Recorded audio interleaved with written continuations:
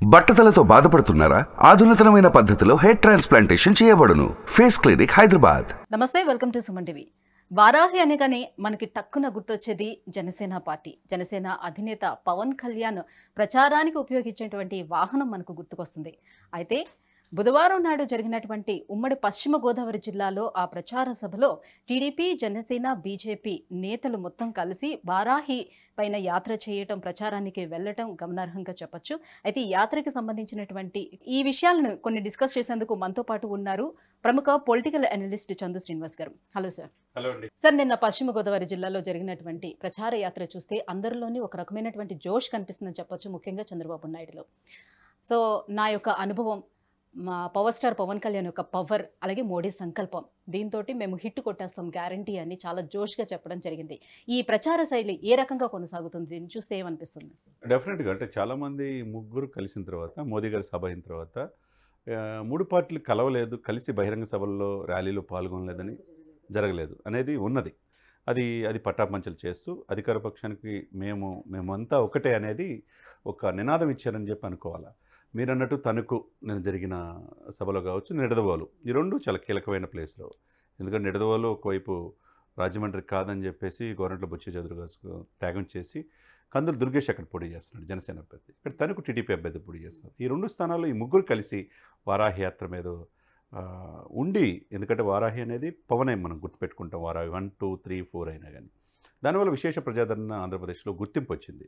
ఆయన చెప్పిన మాటలు నిన్న నిజంగా సైకిల్ స్పీడ్ ఎవరు తగ్గించలేరు, అదేవిధంగా గాజు గ్లాసు జోరు, అదేవిధంగా కమలం యొక్క వికాసం ఎవరు ఆపలేరని చెప్పేసి ఈ చాలా చక్కగా చెప్పటం అనేది చంద్రబాబు నాయుడు, నాకున్న అనుభవం, పవన్ కళ్యాణ్కి ఉన్న పవర్, ఆయనకున్న మోదీ గారికి ఉన్న చరిష్మా, ఈ మూడు కలిసి మేము విజయం సాధించబోతున్నాం. అఖండ మెజార్టీతో ఆంధ్రప్రదేశ్లో అధికార పార్టీని దించి మేము అధికారంలోకి రాబోతున్నాం అనేది స్పష్టంగా చెప్పగలిగారు. అదే సమయంలో క్లారిటీ ఇవ్వగలిగారు. ఎందుకంటే మనం 4.5 సంవత్సరాలు, ఇప్పుడు 5 సంవత్సరాల పరిపాలన చూసాం, ఎంత అన్యాయంగా ఉంది, అవినీతమైపోయిందని చెప్పారు. అదే సమయంలో సిపిఎస్ రద్దు చేస్తామనే మాట కట్టుబడి ఉన్నాం. తర్వాత పోలీసుల యొక్క ఉద్యోగులు కావచ్చు, వాళ్ళ సెలవుల విషయం మీద కావచ్చు, అనేక రకాలుగా మేము ఒక భరోసా ఇస్తామని చెప్పి పవన్ కళ్యాణ్ గారు చెప్పడం జరిగింది. ఒక రకంగా ఏంటంటే మీరు అన్నట్టుగా చాలా రోజుల తర్వాత ఈ మూడు పార్టీలు, పురంధేశ్వరి గారు ఒక జాతీయ పార్టీ బీజేపీ అధ్యక్షురాలుగా, ఒకవైపు చంద్రబాబు నాయుడు గారు టీడీపీ అధ్యక్షుడిగా, జనసేన అధ్యక్షుడు, మూడు పార్టీ అధ్యక్షులు ఒక సభలో కలవటం అనేది చాలా రోజుల తర్వాత ఇప్పుడే జరిగింది. ఎందుకంటే లోకలు అనేక రకాల ఆరోపణలు, 10 సీట్లు తీసుకున్నారు, 6 ఎంపీలు తీసుకున్నారు, ఒకవైపు 21 సీట్లుగా పరిమితం అయిపోయాడు, 2 ఎంపీలు పరిమితం అయిపోయాడు, వీళ్ళేమో 144 పొడి చేస్తారు. గందరగోళం పరిస్థితుల మధ్య ఒకవైపు క్యాడర్లో కొంతమంది అసంతృప్తితో బయటికి వెళ్ళే సమయంలో, ఈ సమయంలో ఒక రకంగా ఆక్సిజన్ అందించినట్టు ఈ కూటమికి నిన్న జరిగిన 3 సభలు మేమంతా ఒకటే అనేది, ఆ నినాదం అనేది స్పష్టంగా క్యాడర్కి వెళ్ళింది. అదొక మంచి ఆహ్వానించదగ్గ పరిణామమే. అది ఈ 40 రోజుల్లో ఇంకా ఏ విధంగా వీళ్ళు ముగ్గురు సభల్లో వెళ్తారు, ఏ విధంగా ఈ అభ్యర్థుల్ని, ఒకవైపు 21 స్థానాల్లో పోటీ చేసే జనసేన అభ్యర్థులు గెలిపించుకోవాలి, అదే సమయంలో 144 స్థానాల్లో పోటీ చేసే టీడీపీ గెలిపించుకోవాలి, 10 ఎమ్మెల్యే స్థానాల్లో పోటీ చేసే బీజేపీని గెలిపించుకోవాలి. ఓవరాల్గా 6 ఎంపీ స్థానాల్లో పోటీ చేసే బీజేపీని, 2 ఎంపీ స్థానాల్లో పోటీ చేసే జనసేన, 17 ఎంపీ స్థానాల్లో పోటీ చేసే టీడీపీని కూడా గెలిపించుకోవాలి. అంటే ఉమ్మడి ఎజెండా ఒకటే, 175 స్థానాలు, 25 ఎంపీలు. దీని మీద గురిపెట్టినట్టుగా స్పష్టంగా కనపడుతుంది. లేకపోతే మోదీ గారు ఒక సభ అయిపోయింది, మళ్ళీ నెక్స్ట్ సభ ఎప్పుడు ఉంటుందో, ఆయన ఏం మాట్లాడతాడో స్పెషల్ స్టేటస్ మీద, పోలవరం మీద అనేది ఎదురు చూస్తున్నారు. రాజధాని కూడా ఈ విషయంలో స్పష్టమైన ఇది సెంట్రల్ నుంచి కూడా రావాల్సిన అవసరం ఉన్నది, అది ప్రజలు ఎదురు చూస్తున్నారు. అయితే ఈ కూటమి మా కోసం కాదు, ఇది ప్రజల కోసం, మీ అందరి కోసం ఈ కూటమి అనేది ఏర్పడింది.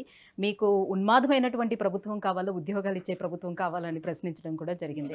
అయితే ఈ ఎన్నికల సమయంలోని ప్రతి పార్టీ కూడా చాలా రకాల హామీలతోటి, బలమైనటువంటి హామీలతోటి ముందుకు పోతూ ఉంది.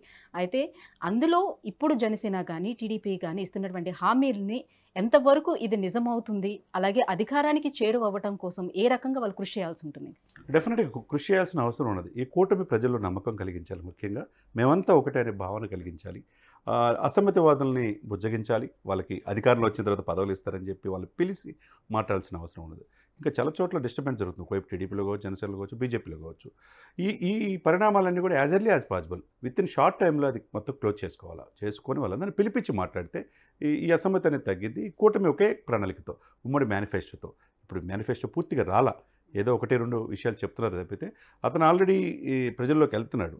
పథకాలు ఆల్రెడీ ఇంప్లిమెంట్ చేసాం, 50% ఇప్పటికీ నా ఓటు బ్యాంక్ ఉందనే కాన్ఫిడెంట్తో జగన్మోహన్ రెడ్డి గారు ఉన్నారు. అదే సమయంలో ఆ కాన్ఫిడెంట్ని తగ్గించాలంటే ఆయన చేయలేని పనుల్ని స్పెషల్ స్టేటస్ విషయం కావచ్చు, పోలవరం కావచ్చు, ఉద్యోగులు జాబ్ క్యాలెండర్ కావచ్చు, రోడ్లు దుస్థితి కావచ్చు, మద్యం కావచ్చు, ఇవన్నీ చాలా ఉన్నాయి పారామీటర్స్. గవర్నమెంట్ ఆస్తుల్నే తనఖా పెడుతున్నాడనే భావన ప్రజల్లో ఉన్నది. ఇవన్నిటికీ ఓవర్కమ్ అవ్వాలంటే ఏంటంటే వీళ్ళు ఐక్యతగా ఉండాలి. ఐక్యతని ప్రభుత్వం ఏది చేయలేకపోతుంది. ఈ 5 సంవత్సరాలు ఎందుకు 3 క్యాపిటల్ అనేది, ఒక క్యాపిటల్ కూడా పూర్తిగా దాని మీద కాన్సన్ట్రేషన్ చేయలేకపోయాడనే ఇది ప్రజలు కలిగించాలి. అంతకు మించి సరళీకృతంగా పథకాలు మేము తీసుకెళ్తాం అనేది. నిన్న ఒక మీటింగ్లో చంద్రబాబు నాయుడు గారు చెప్పారు, వాలంటీర్లకు 5,000 కాదు 10,000 ఇస్తామని చెప్పేసి. ఆ 10,000 అయ్యని ఉత్తి మాటలు ఎలక్షన్ కోసం అని చెప్పి జగన్మోహన్ రెడ్డి గారు అంటున్నారు. ఇది ఏ విధంగా అంటే పారదర్శకంగా ఉండటం అంటే ప్రజల అంత ఆషామాషి కాదు. హోరాహోరీగా జరిగే ఈ ఆంధ్రప్రదేశ్ ఎలక్షన్స్ ఎవరికి కూడా భారీ మెజార్టీ అనేది ఉండదు, హోరాహోరీగా ఉంటుంది. నువ్వా నేను అన్నట్టు ఉంటుంది చివరి వరకు కూడా. కాబట్టి ఆ నమ్మకాన్ని ప్రజలకి మరింతగా జగన్మోహన్ రెడ్డి గారి కొంతవరకే కొన్ని వర్గాలకే సపోర్ట్ చేశారు, పూర్తిగా సపోర్ట్ చేయలేకపోయారు అనే భావన వీళ్ళు కలిగించాలి. మేము ఇంకా పారదర్శకంగా వెళ్తాం అనేది కలిగించినప్పుడే ఈ యొక్క కూటమి యొక్క ఆబ్జెక్ట్స్, ఆలోచనలు, సిద్ధాంతాలు ఒకటై ప్రజలు నమ్మగలుగుతారు. అయితే జగన్మోహన్ రెడ్డి గారు ఎప్పుడో ఆల్రెడీ బస్సు యాత్రని స్టార్ట్ చేసేయడము, ఆల్మోస్ట్ ఒక 50% ఆయన ప్రచార కార్యక్రమాలని పూర్తి చేసుకున్నారని చెప్పొచ్చు. సో అంత ఫాస్ట్గా ఆయన దూసుకుపోతా ఉన్నారు. ఇప్పుడు వీళ్ళు స్టార్ట్ చేశారు, కూటమి అనేది ఇప్పుడు స్టార్ట్ చేసింది. సో ఆయన్ని క్రాస్ చేసి వెళ్ళగలుగుతుందా?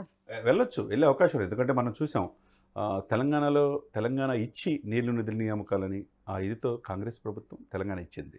కానీ 2 రాష్ట్రాలు అధికారం కోల్పోయింది. అధికారం రావడానికి ఎన్ని సంవత్సరాలు పట్టిందండి? 10 సంవత్సరాలు పట్టింది. అది కూడా కాంగ్రెస్లో ఉన్న సీనియర్స్ని కూడా కాదని రేవంత్ రెడ్డి రూపంలో వచ్చింది. ఒకవైపు సంజయ్ అన్న అగ్రెసివ్ని తట్టుకొని రేవంత్ రెడ్డి ఉన్నాడు. సంజయ్కి అనుకోకుండా అనుకోని పరిణామాల్లో ఆయన తప్పించేదలికి ఆ గ్రాపు ఆ అవకాశాన్ని రేవంత్ రెడ్డి అందిపుచ్చుకొని 2 months ముందే, అప్పుడు దాకా అసలు కాంగ్రెస్ ఉనికి, కాంగ్రెస్ వస్తుందని కూడా ఎవరు ఊహించాల. 2 నెలల్లో కంప్లీట్గా చేంజ్ చేశాడు రేవంత్ రెడ్డి గారు. కాబట్టి సమయం ఉన్నది. ఆ సమయాన్ని యూటిలైజ్ చేసుకోవాలా. మీరు అన్నట్టు ఆయనకు ఆల్రెడీ 151 సీట్లు ఆయన చేతిలో ఉన్నాయి, 22 ఎంపీలు ఉన్నారు. కాబట్టి ఆ కాన్ఫిడెంట్తో అభ్యర్థులు ఎంపీ స్థానాలు ఎమ్మెల్యేలు పెట్టాడు, ఎమ్మెల్యే స్థానాలు ఎంపీలు పెట్టాడు, మార్చేసి చక్కచక్క సోషల్ ఈక్వేషన్స్లో ముందుకెళ్తున్నాడు. ఆ స్పీడ్ని ఆ 5 వరుసగా కడప నుంచి పులివెందుల నుంచి స్టార్ట్ చేసుకున్నాడు.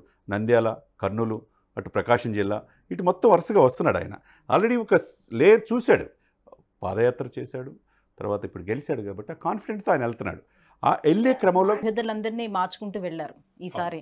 సో అలా మార్చడం వల్ల ఆయనకి ప్లస్ అవుతుందంటారా, మైనస్ అవుతుందా? డెఫినెట్గా ఆయన ఈక్వేషన్స్ ఎవరిని తక్కువ అంచడానికి వీల్లేదు.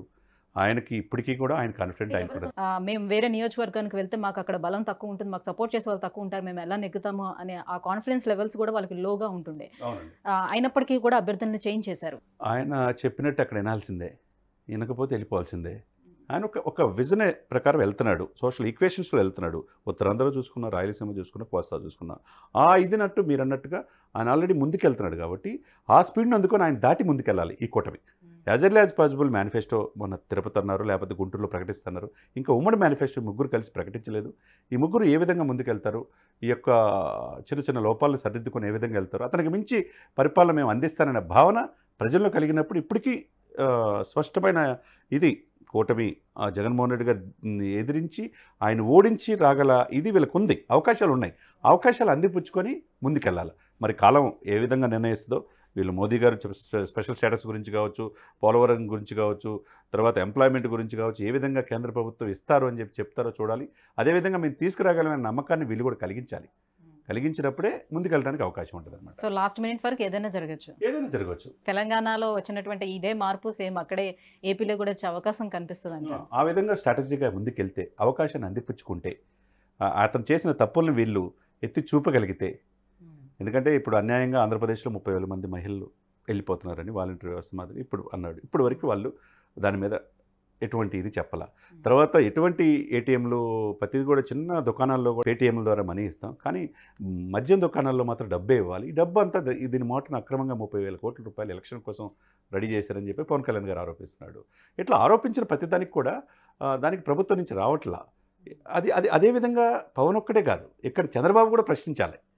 ఇప్పుడు కాకినాడ కేంద్రంగా దొరంపొడి మాటన ఇతర దేశాలకి అక్రమంగా బియ్యం ఎట్లా సరఫరా అవుతుందని చెప్పి సాక్షాత్తు ఆరోపించాడు కదా పవన్ కళ్యాణ్. అదే ఆరోపణలు వీళ్ళు కూడా అందిపుచ్చుకోవాలి. ఇప్పుడు స్పెషల్ స్టేటస్ విషయంలో కావచ్చు, ఏముంది, ఏం కావాలి, ఎందుకు ప్రభుత్వానికి, ప్రజలకి ఏం కావాలనేది ప్రజల యొక్క నమ్మకాన్ని కలిగించాలి. ఎవరైనా, జగన్మోహన్ రెడ్డి గారైనా, పవన్ అయినా, చంద్రబాబు అయినా, పురంధేశ్వరి గారైనా ప్రజల నమ్మకాన్ని కలిగించాలి. ప్రజలు రేపు ఓటేసేదాకా ఎవరికి వేస్తారో తెలియదు, వాళ్ళు ఆల్రెడీ ఫిక్స్ చేసుకుంటారు. కాబట్టి వాళ్ళ నమ్మకాన్ని కలిగించినప్పుడే మరింత పారదర్శకంగా పరిపాలన అందిస్తారన్నప్పుడు ఈ కూటమికి మంచి రిజల్ట్ వచ్చే అవకాశం ఉంటుంది. Right, thank you so much sir. ఈ అంశంపై మీ పూర్తి విశ్లేషణ అందించినందుకు థ్యాంక్ యూ.